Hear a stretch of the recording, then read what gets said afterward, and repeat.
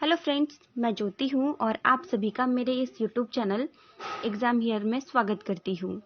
Friends, तो जैसा कि आप सबको पता है कि हम IGNOU political science MA second year की जो बुक है एमपीएससी 1 इसको कवर कर रहे थे, जिसके 8 चैप्टर जो है मैंने कंप्लीट करवा दिए हैं। अगर आपने मेरी उन वीडियोज़ को नहीं देखा है तो डिस्क्रिप्शन बॉक्स में उनके लिंक है, आप वहाँ से मेरी उन वीडियोज़ को देख सकते हैं। हमने जो है अपना अध्याय 9 भारत और इसके पड़ोसी देश इसको शुरू कर दिया था। ठीक है, जो हमारी पिछली वीडियोस थी उसमें हमने भारत और पाकिस्तान के मध्य जो संबंध है उसको देखा था। आज की इस वीडियो में हम भारत और नेपाल के मध्य जो संबंध है उसके बारे में चर्चा करेंगे। तो आप ये देख सकते हैं, नेपाल का मैप है जिसके उत्तर में तिब्बत है, दक्षिण में भारत है, ये लुम्बिनी है जो कि गौतम बुद्ध के जन्म से संबंधित है, और हिमालय के दक्षिणी ढलान पर जो है नेपाल स्थित है। आप ये मैप देख लीजिए, आई होप आपको समझ में आ जाएगा अच्छे से। आपको अगर मैप अच्छे से समझ में आ गया तो जो टॉपिक है ये भी आपको जो है इजीली समझ में आ जाएगा। तो नेपाल एकमात्र ऐसा राज्य है जो हिंदू प्रधान है। ठीक है, एकमात्र हिंदू राज्य है और चारों तरफ से लैंड लॉक है, मतलब जमीन से घिरा हुआ है। नेपाल हिमालय के दक्षिणी ढलान पर स्थित है। इसके उत्तर में तिब्बत और दक्षिण में भारत है। चीन और भारत ये दोनों जो देश है एशिया के बड़े देश है और इन दोनों ही देशों की सीमा जो है नेपाल से लगती है। भारत और नेपाल दोनों जो है भौगोलिक, सांस्कृतिक, ऐतिहासिक और आर्थिक रूप से जो है एक दूसरे से कनेक्टेड है। और जो नेपाल है इसकी सुरक्षा का दायित्व किस पर है? भारत पर है। नेपाल का जो लुम्बिनी नामक स्थान है वो गौतम बुद्ध के जन्म से रिलेटेड है, ये मैंने आपको जो है बता दिया था। नेपाल जो है चीन और भारत के मध्य जो है एक बफर स्टेट माना जाता है। बफर स्टेट मतलब जो दो बड़े देश होते हैं शक्तिशाली, जैसे कि भारत और चाइना दोनों ही एशिया के शक्तिशाली देश है, दोनों स्टेट के बीच में जब एक छोटा सा स्टेट होता है या फिर दो शत्रुओं के बीच में, दो शत्रु देश के बीच में जब एक छोटा सा देश होता है जैसे कि नेपाल है भारत और चाइना के मध्य, तो उसे बफर स्टेट कहते हैं। ठीक है, 1768 ईसा पूर्व जो है नेपाल एक संप्रभुता संपन्न राज्य नहीं था। ठीक है, और ना ही ये संगठित था। उस समय पे जो महाराजा पृथ्वी नारायण शाह थे, इन्होंने नेपाल का एकीकरण करके जो है एक राष्ट्र की स्थापना की। इसी वजह से जो ये पृथ्वी नारायण शाह है इनको आधुनिक नेपाल का जनक भी माना जाता है। फिर क्या हुआ, 1846 में राणा जंग बहादुर जी थे, इन्होंने क्या किया, जो नेपाल की जो वास्तविक सत्ता है वो उन्होंने अपने अधीन कर ली थी और राजा को जो है नाम मात्र का राज्याध्यक्ष जो है बना दिया था और खुद जो है वास्तविक शासक बन गए थे। और ये वाली जो स्थिति है ये 1951 के स्टार्टिंग तक बनी रही थी। इसके अलावा 19वीं शताब्दी के स्टार्टिंग में नेपाल और ईस्ट इंडिया कंपनी के बीच में जो है एक संघर्ष हो गया था और इस संघर्ष में जो नेपाल है इसको जो है पराजित का मुंह देखना पड़ा था, हार गया था नेपाल। 1816 में जो है मजबूर होकर नेपाल को एक संधि पर जो है हस्ताक्षर करना पड़ा था, जिसके तहत एक अंग्रेजी अधिकारी को जो नेपाल की राजधानी काठमांडू है वहां पर नियुक्त किया गया था, जिससे जो नेपाल है वो ब्रिटेन के प्रभाव में आ गया था। जो तिब्बत है वो पहले भारत का ही पार्ट था।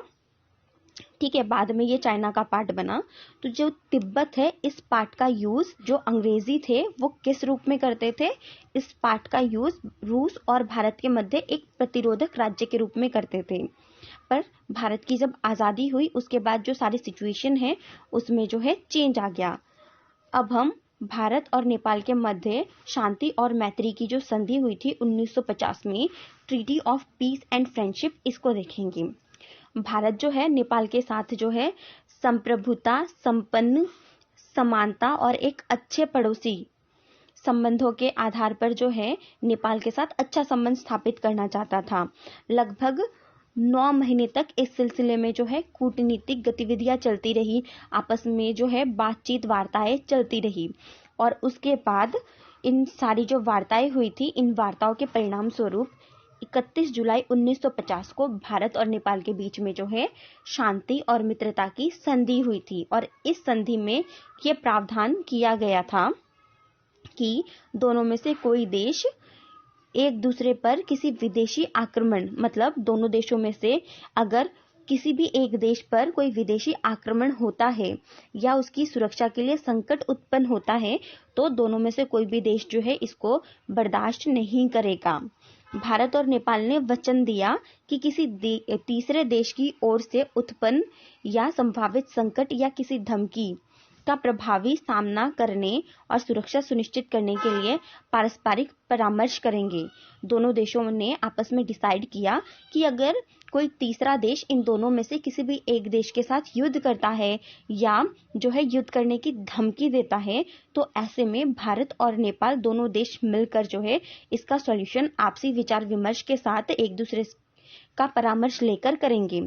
सामान्य रूप से नेपाल अपने लिए जो युद्ध सामग्री है वो भारत से खरीदेगा, इस चीज की भी बात हुई थी।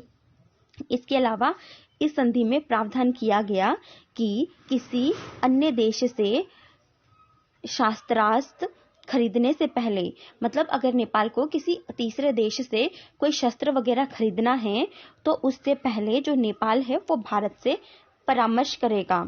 इस तरह किए गए परामर्श के बाद ही नेपाल अपनी सुरक्षा के लिए जो है अस्त्र शस्त्र या युद्ध की जो कोई भी सामग्री है वो खरीद सकता है। पर ये जो सामग्री है वो नेपाल कैसे पहुंचेगी? ये जो है सामग्री भारत से होते हुए नेपाल तक पहुंचेगी। ठीक है, तो भारत नेपाल का जो संबंध था इस संधि पर आधारित थी। फिर 31 जुलाई 1950 मतलब सेम डे ही एक और संधि करी गई थी।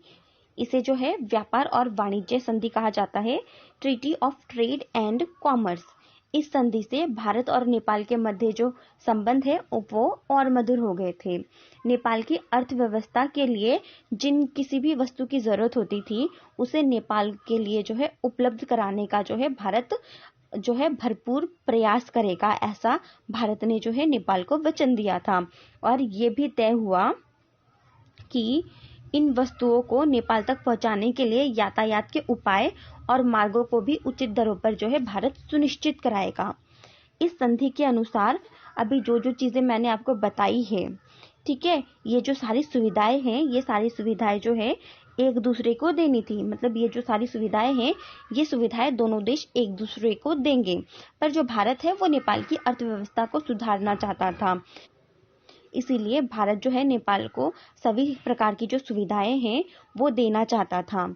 इस संधि के तहत ये व्यवस्था की गई थी कि किसी भी तीसरे देश से आयात की जाने वाली सभी वस्तुओं पर भारत और नेपाल दोनों में जो कर की दर है, ठीक है, वो एक समान होगी। और जिनको भारत के लिए निर्यात किया जाएगा, जो चीजें भारत निर्यात किया जाएगा उन पर जो है नेपाल उतना ही निर्यात शुल्क वसूल करेगा जिसमें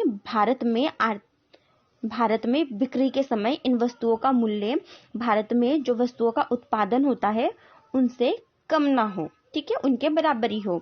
इस प्रकार भारत द्वारा नेपाल की आर्थिक सहायता करने और भारत नेपाल आर्थिक सहयोग का जो सुखद युग है वो शुरू हो गया था। अब हम चीन के साथ नेपाल के संबंध की बात करेंगे जो कि 1955 से शुरू होता है। 1955 में जो नेपाल के राजा है वो महेंद्र हुए थे, ठीक है। पहले राजा जो है वो त्रिभुवन जी थे, फिर 1955 में उनकी जगह पर जो है राजा जो है वो महेंद्र बने। तब उन्होंने क्या किया, उन्होंने जो है चीन के साथ बेहतर संबंध स्थापित करने का जो है निर्णय लिया और चीन के साथ 1956 में उन्होंने जो है कूटनीतिक संबंध स्थापित किए।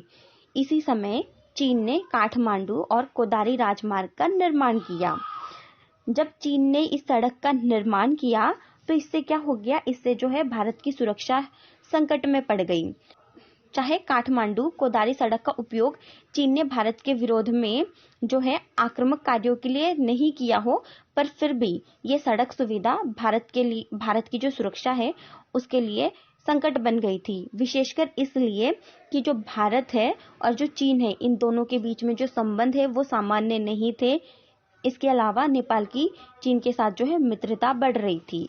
1959 तक आते आते भारत और चीन के मित्रतापूर्ण संबंध अत्यधिक प्रतिकूल नहीं थे मतलब भारत और जो चीन है इनके बीच में जो है संबंध अच्छे नहीं थे, जिसका परिणाम ये हुआ कि नेपाल की जो विदेश नीति है वो चीन की ओर जो है देखा जाने लगा था, मतलब चीन की तरफ झुकने लगा था।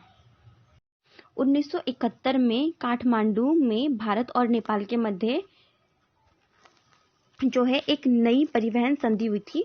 जो भारत के विदेश मंत्री थे उस टाइम पे वो सरदार स्वर्ण सिंह थे। इन्होंने जो काठमांडू की सरकार है उनसे बातचीत की और इनको जो है ये अनुभव करा दिया कि पूर्वी पाकिस्तान, ठीक है, 1971 में जो लड़ाई हुई थी और बांग्लादेश का जन्म हुआ था, कि पूर्वी पाकिस्तान के तत्कालीन घटनाएं संपूर्ण क्षेत्र के लिए संकट उत्पन्न कर सकती है। नेपाल ने शरणार्थी समस्या पर भी चिंता व्यक्त करते हुए बांग्लादेश संकट के शांतिपूर्ण समाधान की जरूरत पर बल दिया। नेपाल का ये जो नया दृष्टिकोण था ये भारत के हित में ही था और नेपाल ने भारतीय सेना के जो गोरखा सैनिक थे इनको पाकिस्तान के विरुद्ध युद्ध लड़ने से जो है नहीं रोका। इसके अलावा नेपाल ने संयुक्त राष्ट्र में जो है भारत का समर्थन किया था और बांग्लादेश को भी मान्यता दे दी थी। इस प्रकार 1971 के अंत में भारत नेपाल संबंधों में जो है स्पष्ट रूप से हमें सुधार देखने को मिलता है। अब हम बात करेंगे भारत और नेपाल के मध्य जो आर्थिक संबंध है उसके बारे में।